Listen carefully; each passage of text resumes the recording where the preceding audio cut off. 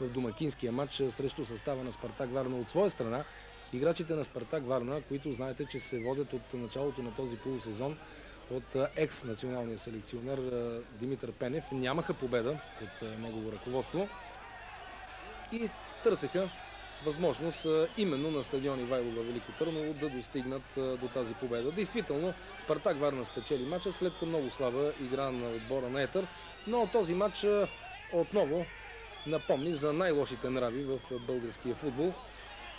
Според наблюдатели изключително слабо съдийство на съдията Христо Димитров, който, както обикновено става по българските терени, а и вие ще се уверите в това след малко, е бил блъскан, бутан, ритан от футболистите. Вярно е, че има някои доста странни отсъждания. Един гол, който е след засада, има нарушение на нападател на Спартак Варна. Между другото, тук трябва да се отбележи, че Иво Георгиев отбелязва завръщането си в Спартак с един чудесен хеттрик.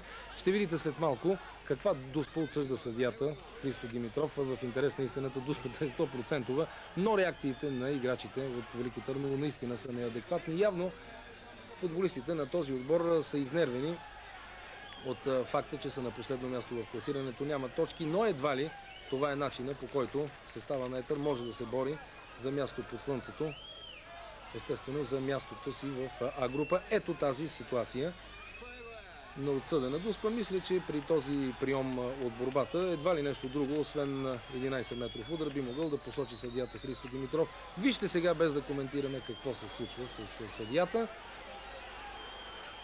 Един доста сериозен, един истински футболен шут, след което секунди на неадекватност и ще последва един червен картон. Червен картон за Енев от Етър. Просто Енев е в случая човека, който е най-близо до съдията. Така или иначе, поредният цирк в българския футбол е на лице. Ако нещата продължават така, нищо чудно до края на първенството да се случи нещо по-лошо. Не дай си Боже, казвам не дай си Боже, защото действително работите не отиват никак на добре. Безброй разправи, много малко футбол на стадион Ивайло.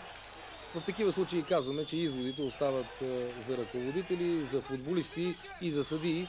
Но мисля, че само с тези заключения си оставаме в крайна сметка, защото ето една типична, една много българска картинка.